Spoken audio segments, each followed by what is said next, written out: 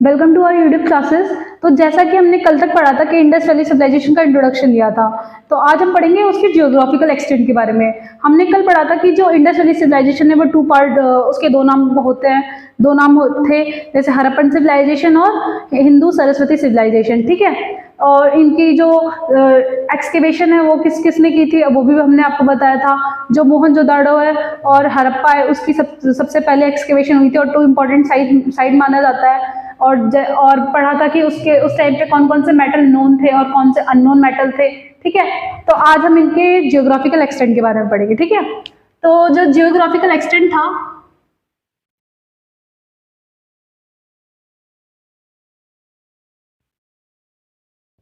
Geographical extent के बारे में पढ़ेंगे।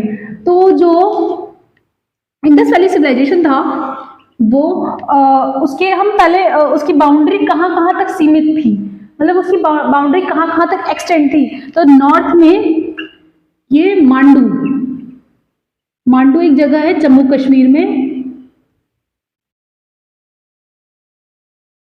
जम्मू कश्मीर में एक जगह है। कौन सी रिवर है? चेनाब रिवर, चेनाब रिवर पे। ठीक है, दूसरी और नॉर्थ में तो मांडू तक फैली हुई थी, ईस्ट में फैली हुई थी आलमगीरपुर तक, उत्तर प्रदेश के आलमगीरपुर तक, उत्तर प्रदेश के आलमगीरपुर तक। ठीक है, कौन सी रिवर पे? हिंडौन रिवर पे।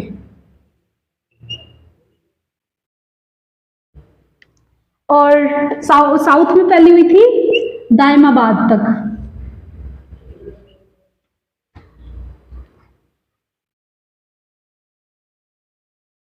दायमाबाद तक कौन सा है?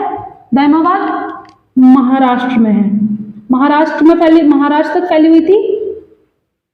और ये कौन से रिवर पे मिलती है? परवान रिवर पे, परवान रिवर, परवाना रिवर पे। ठीक है, और जो हमारी वेस्ट में है वो कहां तक फैली हुई थी? सुक्ता गैंदौर, सुक्ता गैंदौर कहाँ है? ये बलूचिस्तान में,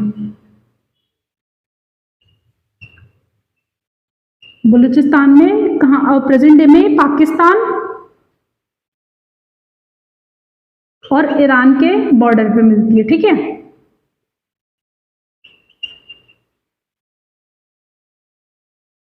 तो हमने पढ़ा कि जो जियोग्राफिकल, जो वास्ट, जो डाइवर्सिटी है, मतलब वास्टली वो कहाँ कहाँ तक फैली हुई थी? नॉर्थ के मांडू में जो कहाँ है? जम्मू कश्मीर में चेनाब रिवर पे। ईस्ट में वो आलमगीरपुर तक फैली हुई थी हिंडौन रिवर के।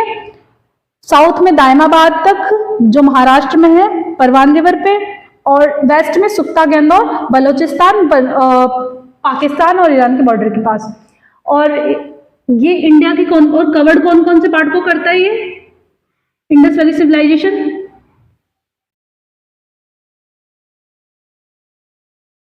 कवर्ड पार्ट्स, पार्ट्स कौन कौन से पार्ट्स कवर करते हैं? ये पहले तो सिंध कवर करता है, फिर राजस्थान, फिर पंजाब, गुजरात,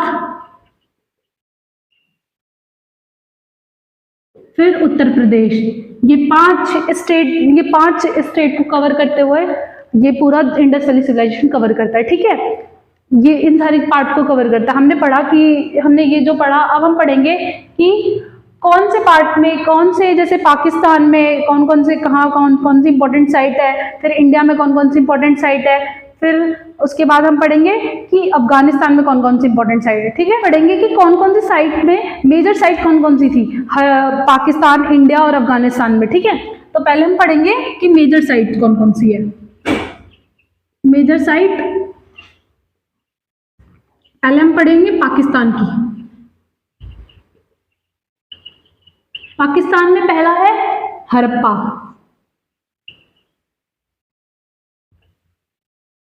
दूसरा है मोहनजोदाड़ो, तीसरा है चन्नूदारो।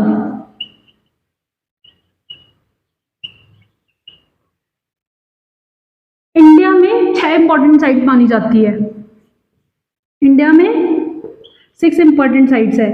पहला है लालगंज, रंगपुर,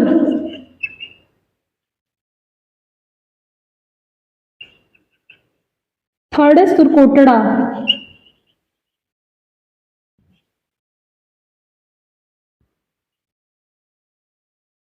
चौथा है ये जो तीनों साइट है ये गुजरात में मिलती है, ठीक है, गुजरात रीजन में। फिर आती है चौथा कालीबंगा। कालीबंगा मिलता है राजस्थान में। कहाँ है ये? राजस्थान में।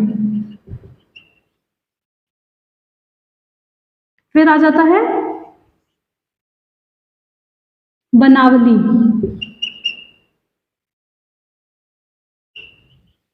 हरियाणा में।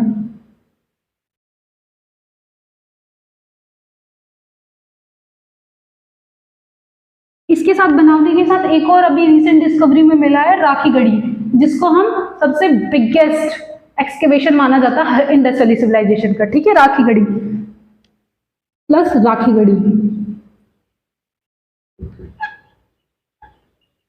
राखीगढ़ी, ठीक है। अब 6th आ जाता है आलमगीरपुर।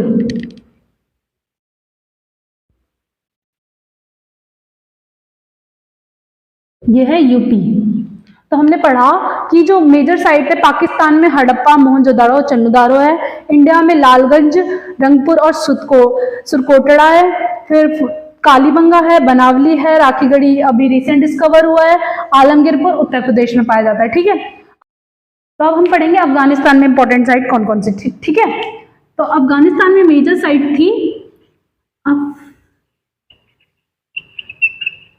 अफगानिस्तान में मेजर साइट थी मुंडिका और शोटुखाई।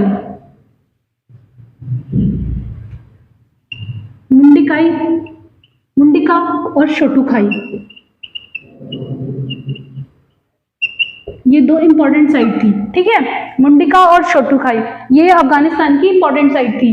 अब आपसे पेपर में क्वेश्चन पूछ लिया जाता है कि सबसे लार्जेस्ट साइट कौन सी पाई जाती है, तो सबसे लार्जेस्ट साइट है राखीगढ़ी, फिर उसके बाद है हड़प्पा, फिर उसके बाद है मोहनजोदाड़ो, ठीक है। सॉरी, पहले राखीगढ़ी आती है, फिर मोहनजोदाड़ो आता है, फिर हड़प्पा आता है, ठीक है। तो इसका सीक्वेंस हमेशा याद रखना कि सबसे लार्जेस्ट साइट कौन सी है। तो largest site of Indus Valley Civilisation was first Rakhigarhi,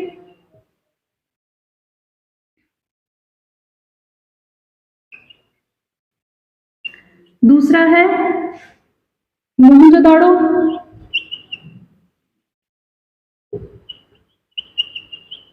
तीसरा है हड़प्पा।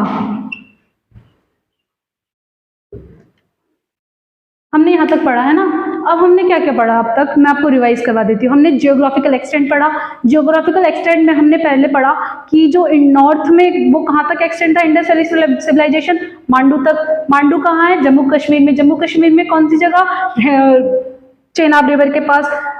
ईस्ट में कहाँ तक फैला हुआ है? आलमगीरपुर तक, उत्तर प्रदेश में, जो कहाँ है? हिंडौन रिवर के पास। फिर उसके बाद हमने पढ़ा कि ईस्ट में कहाँ तक, वेस्ट में कहाँ तक है?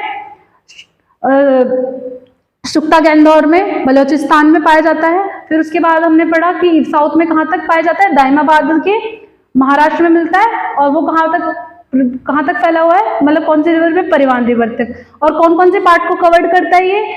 पाकिस्तान, हिंद। पाकिस्तान के कौन से पार्ट को कवर करता है? सिंध पार्ट को कवर करता है।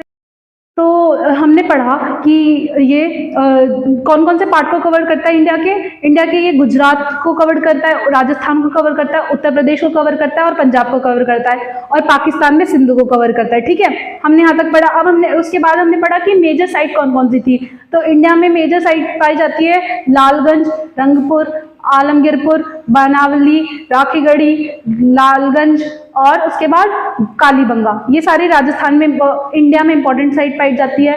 इंडस वैली सिविलाइजेशन की। फिर उसके बाद हमने पढ़ा था कि पाकिस्तान में कौन सी साइट पाई जाती है। पाकिस्तान में पाई जाती है मोहनजोदाड़ो, चन्नूदारो और हड़प्पा। फिर उसके बाद हमने अफगानिस्तान का पढ़ा था, अफगानिस्तान में कौन सी पाई जाती है, मंडिकाई और शोटुगाई। फिर उसके बाद हमने पढ़ा था कि जो लार्जेस्ट एक्सकेवेटेड साइट कौन कौन सी थी।